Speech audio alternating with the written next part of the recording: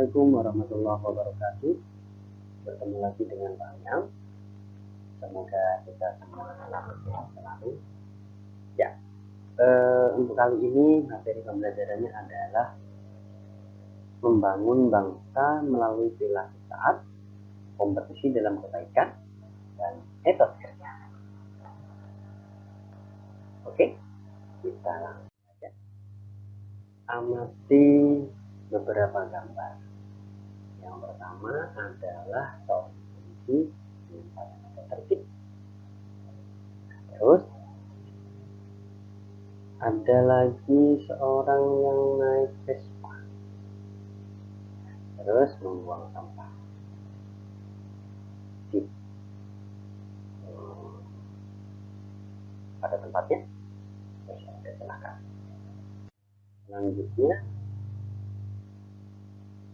menutup aurat, berkompetisi, MTQ, tahfidz Quran. Terakhir adalah giat bekerja. Ya, menutup aurat adalah perilaku ketaatan di dalam agama Islam. Yang kedua, MTQ, tahfidz Quran, adalah berkompetisi dalam kebaikan. Terus kemudian yang terakhir adalah etos kerja. Mereka semangat sekali bekerja untuk mencari yang halal. Ya. Tujuan pembelajaran kita adalah menjelaskan pengertian taat, menjelaskan 3 tingkatan ketaatan, terus kemudian menjelaskan keutamaan taat, dan yang terakhir adalah hikmah taat kepada Allah. Kita baca surah At-Taubah. A'udzu billahi minasyaitonir rajim. Wa qul i'malu fasayarallahu 'amalakum wa rasuluhu wal mu'minun wa saturadduna ila 'alimil ghaibi wasyahadati fayunabbi'ukum bima kuntum ta'malun. Dan katakanlah, wahai Muhammad, beramallah kamu akan segala yang diperintahkan, maka Allah dan Rasulnya serta orang-orang yang beriman akan melihat apa yang kamu kerjakan, dan kamu akan dikembalikan kepada Allah yang mengetahui perkara-perkara yang gaib dan yang nyata. Kemudian Ia menerangkan kepada kamu apa yang kamu telah kerjakan. Quran surat At-Taubah ayat 105. Perilaku taat. Kata taat berasal dari bahasa Arab ta'at. Kata ini memiliki makna mengikuti dan menurut. Secara istilah kita pahami, taat berarti mengikuti dan menuruti keinginan atau perintah dari luar diri kita. Memiliki sifat taat akan memberikan akibat yang baik bagi pemiliknya. Jika setiap orang telah memiliki dan memahami maksud sikap ini, ia akan memahami kehidupan sehari-hari. Aturan yang paling tinggi adalah aturan yang dibuat oleh Allah Subhanahu wa ta'ala yang terdapat dalam Al-Quran. 3 tingkatan objek ketaatan. Dalam tujuan pembelajaran tadi ada tingkatan. A'udzu billahi minasyaitonir rajim. Bismillahirrahmanirrahim. Ya ayyuhalladzina amanu atii'ullaha wa atii'ur rasul. Dzalika khairun wa ahsanu ta'wila. Artinya, hai orang-orang yang beriman, taatilah Allah dan Rasul. Dan ini ambil di antara. Kemudian jika kamu berlainan berpendapat tentang sesuatu, maka kembalikanlah dia kepada Allah, Al-Quran dan Rasul. Jika kamu benar-benar beriman kepada Allah dan hari hanya demikian ini lebih utama bagi baik taat kepada Allah, Ketaatan kepada Allah menempati posisi yang tertinggi. Sebagai seorang muslim, tidak ada satupun di dunia ini yang dapat mengalahkan ketaatan kita kepada Allah. Saat Allah menginginkan sesuatu dari kita, kita harus menaatinya. Inilah makna keislaman kita kepada Allah. Menunaikan perintah Allah dan menjauhi larangannya merupakan cara menunjukkan ketaatan kita terhadap Allah Subhanahu wa Ta'ala. Kemudian tingkatan yang kedua adalah ketaatan kita kepada Nabi Muhammad SAW. Ketaatan kepada Nabi atau Rasul memiliki posisi sejajar sama dengan ketaatan kita kepada Allah. Mengapa demikian? Karena hal yang dilakukan, disampaikan, yang serta diinginkan merupakan wujud wahyu dari Allah. Dengan kedudukan demikian istimewanya, Allah menempatkan Rasulullah SAW dalam posisi yang terhormat dalam ketaatan. Dengan demikian, taat kepada Rasulullah sama saja taat kepada Allah. Meskipun begitu, saat kita tidak boleh menganggap Rasulullah sejajar dengan kedudukan Allah Subhanahu wa Ta'ala. Yang ketiga adalah ketaatan teladanan ulil amri. Sebagian ulama ulil amri di sini terbatas pada pemerintahan di negara kita berada. Oleh karena itu, kita juga harus taat kepada peraturan pemerintah. Oleh karena itu, taat kepada ulil amri dapat diartikan kepada taat kepada orang tua, masyarakat, norma yang berlaku, hingga taat kepada janji teman. Ketaatan kepada ulil amri tidak ada syarat-syarat tertentu. Syarat tertentu tidak boleh bertentangan dengan aturan Allah dan Rasul.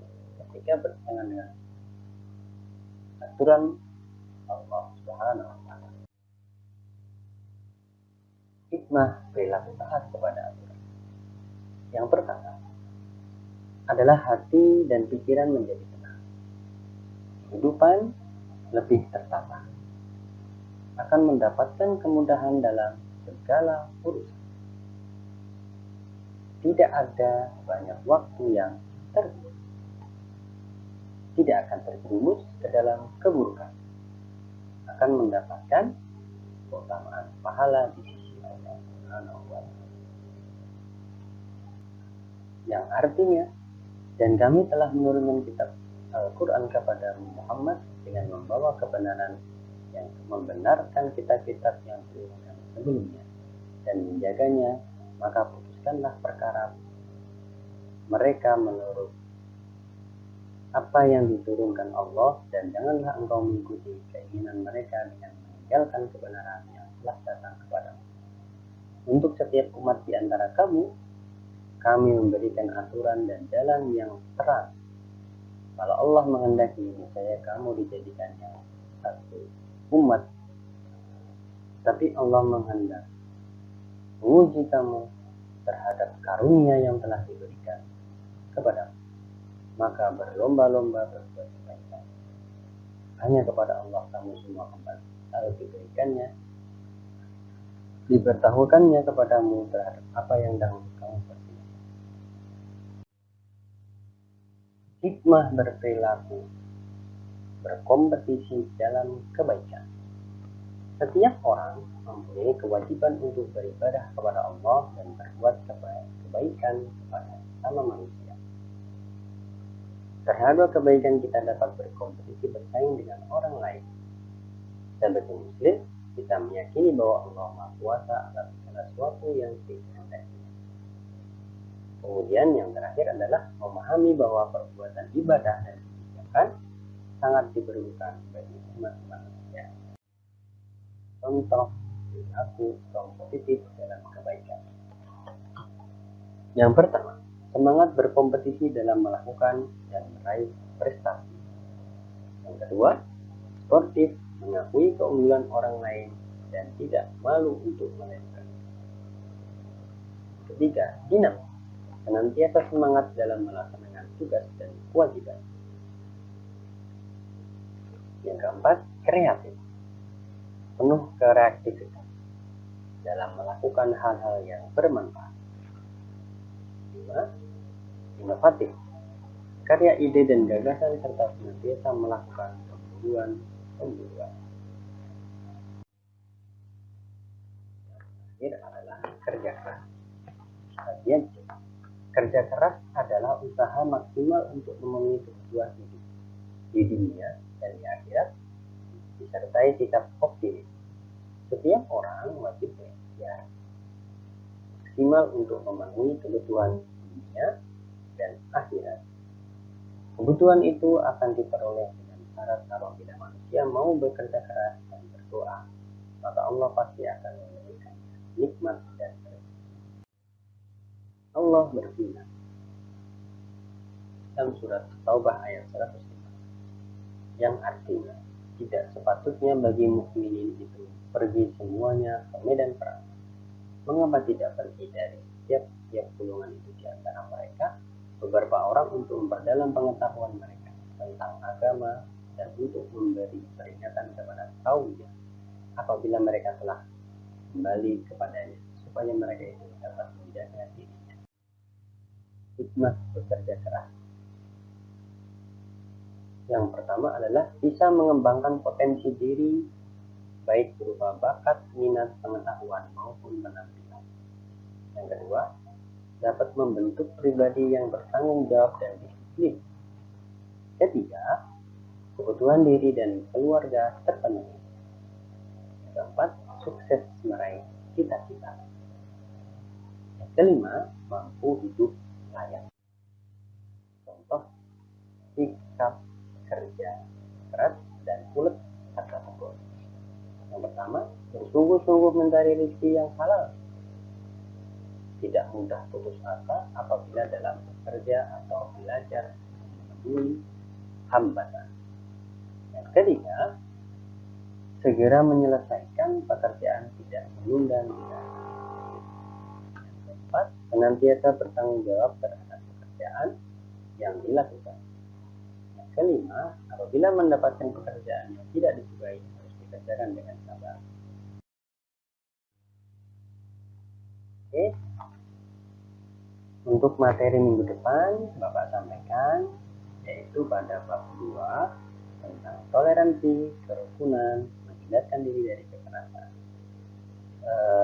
Bapak pengen untuk kalian mencari gambar tentang bentuk-bentuk toleransi beragama, ya.